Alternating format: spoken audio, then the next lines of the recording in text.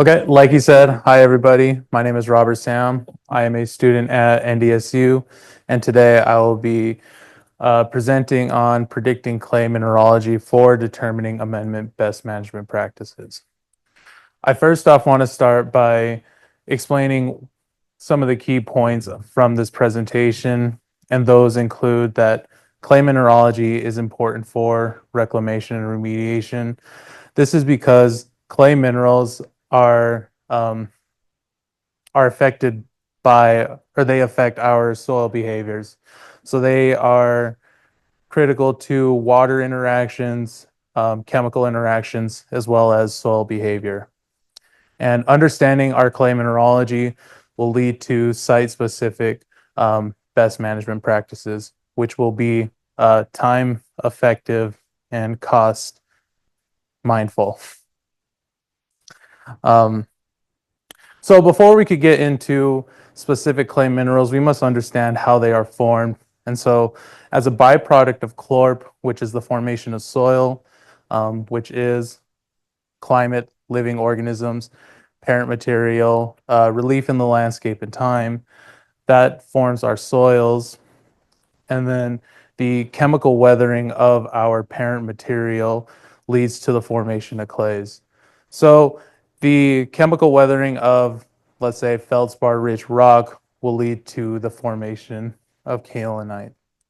However, our clay mineral formation is very dependent on environmental factors, and some of them are part of chlorp. So intensity of weathering, how long they have been weathered, the chemical environment that they are weathered in, and overall time.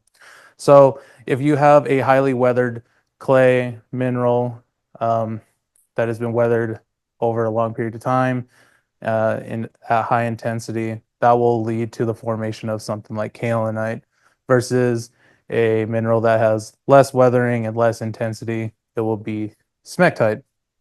And so these clay minerals control soil properties such as cation exchange capacity, as well as our surface areas of our soils.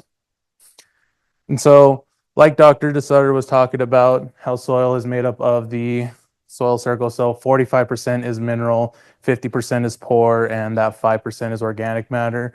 We are going to be focusing on the 45%, the minerals within our soils, and mainly the clays. So clays are extremely small. They are less than 2 micrometers in size. And to put that in perspective, our sands, well, you could see a sand particle, you could even see silts. And so our clays are really small, and I will show a picture of them comparing them. So, and our clays have specific structures. So they are comprised of a silica tetrahedral layer bound together by a aluminum or magnesium octahedral layer. And again, I will go into more detail in upcoming slides. And some typical clays we'll find within the state are kaolinite, smectite, illite, and chlorite. And the 1-to-1, 2-to-1, that's just the ratio of the silica tetrahedral layer to aluminum octahedral layer. So this picture, I'm just showing a particle size distribution analysis being done, that it would be on the right-hand side. And so that's just where you mix your soil in a long tube and you agitate it, and your different particle sizes will settle at different rates. So after you mix the soil up together, your sands, your biggest particles, will fall first, then your silts, and then your clays might never settle. Sometimes they'll just remain in that suspension. And again, I'm just getting at how big the size difference is between our soil particles. And these clays, again, are very small. So, you know, we can't see them with a hand lens. We can't see them with a microscope or an electronic microscope. We have to use scanning electronic microscopy to visualize the actual clays. And so the image on the right is kaolinite, and the image on the left is smectite. So this is just showing you, how small we're talking for our clays, but they are a huge component of our soil. So I am just going over the surface area of each of these particles and their sizes. So sand is usually 30 centimeters or 30 centimeters squared, whereas silt will be 5,400 and clays are 3 million centimeters squared. So that just puts into perspective, although they are very small, they make up mass amounts of our soil. And so going back to what I was talking about with the clay structure of the silica tetrahedral layer to aluminum octahedral layer, that is these things. So when they are not together, they are just a silica tetrahedra and aluminum octahedra. So the silica tetrahedra is on the top. That is comprised of a central silica atom surrounded by 4 oxygen atoms. And then our aluminum octahedra has a central atom of aluminum or magnesium, and that is surrounded by 6 hydroxides. And so when those come together, they form our clay minerals. And so for the sake of this talk, I will be talking about kaolinite and smectite. So kaolinite is a 1-to-1 clay, meaning that it is 1 silica tetrahedral layer to 1 aluminum octahedral layer, and they are held together by bonds, whereas smectite is a 2-to-1 clay, so it has 2 silica tetrahedral layers to 1 octahedral layer in between the two. And you can see the size difference in the inner layer spacing between kaolinite and smectite. Let me back up. So smectite is a swelling clay, and that's kind of what this is getting at is kaolinite is classified as non-expanding, whereas smectite is. And so our clays demonstrate the ability to hold on to cations, which are positively charged ions that are attracted to the negative sites in our clays. And so some common cations within our soil are calcium, magnesium, potassium, and sodium. However, this is important because excess of one cation could lead to problem. So if we have excess sodium within our soil, it has the tendency to be hydrated, but it does not have the ability to hold the 2 clay particles together, the 2 negative charged clay particles together. So it has a big hydrated radius, and that causes the clays to then swell up and potentially lead to dispersion. Versus calcium in the system, calcium has a charge density twice that of sodium, and it has the ability to hold the 2 clay particles together. So it flocculates our particles together versus sodium, where it tends to disperse our particles. And so what does this mean for our clay properties and comparing them to each other? So here, this just shows the clay minerals that we have. So smectite, illite, kaolinite, and chlorite. And this, I'm just showing the differences that we see with those clay particles. So smectite being the 2-to-1 clay, having the big inner layer spacing, that allows for excess cations to come in there. And so it leads to it having a higher cation exchange capacity. Versus kaolinite, again, that 1-to-1, tightly bound together, does not allow for a high cation exchange capacity. And the same thing goes for the specific surface area of those clay minerals. So smectite, you have to consider the external as well as the internal layers of those clay minerals, and that contributes to the high specific surface area versus kaolinite, where it's only the 1-to-1 layers. So how does this tie into needing a predictive model for this area of work? So let's assume we have a brine spill that releases sodium ions, and those then flood the exchange sites and leads to problems down the line. We then add calcium amendments to get, obviously, calcium into the system to then flush out those sodium ions. But not all amendments are needed for the soil. So we can't put a blanket statement of the amendments that we are applying.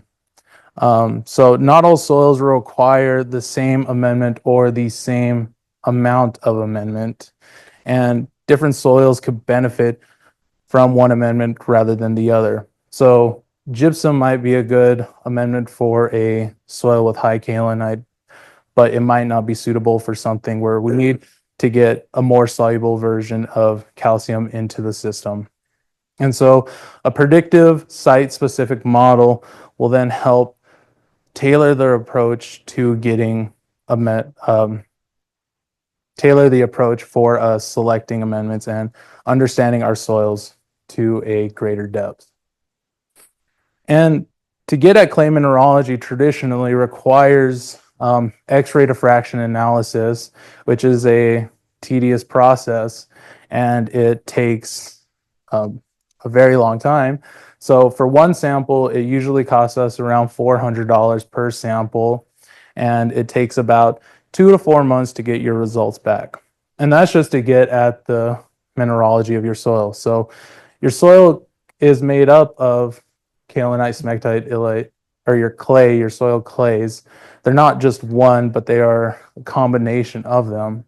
But this is typically what your results would be if you were to send it off for XRD analysis. And our amendments that we use, so for the sake of this talk, I chose gypsum, calcium acetate, and calcium magnesium acetate. Gypsum, is widely used, but we run into solubility issues. So if we think about the size of a penny, that will dissolve into 1 liter of water. So it might not be useful for a soil that we need to have a more soluble calcium amendment to get it into the system. So that's why we're looking at calcium acetate or calcium magnesium acetate.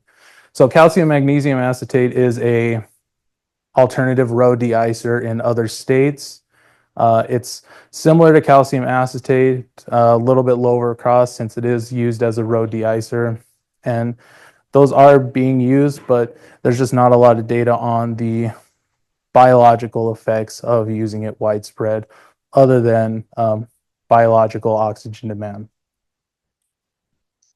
So what does this bring us to? So our goal is to develop a model that will predict percent smectite utilizing North Dakota's soils, chemical and physical properties. And so smectite is related to different analysis that we can do, such as the water potential. So that's water holding capacity, wilting point, cation exchange capacity, like I showed in the previous slide. The specific surface area of our soils can be tied to percent smectite as well as our clays. And so Dr. Franzen went around the state and collected 2 to 3 samples per county and sent that off for XRD analysis. And so last year we went and collected the same soil samples at his points and did chemical and laboratory tests such as cation exchange capacity, specific surface area, particle size distribution analysis, and field capacity and wilting point. We also included previous graduate students' soil data such as Annalie Peterson and Jarrett Lardy's soils, and we included them in the model. So it totaled out to 53 soils. What does this mean though? So we could have a model, but what is the purpose of the model? So again, let's say there is a brine spill and you go and collect soil samples, and from those soil samples, you send them off to a lab, which then is doing these lab analysis on a package that we determine that will predict our mineralogy the best.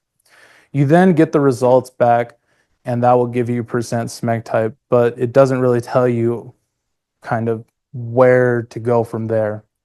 So we're thinking that if we can place your percent smectite as well as your smectite to clay ratio of that in a risk category, that will then help you better determine what amendments you should use or what the risk of your soil is going to be.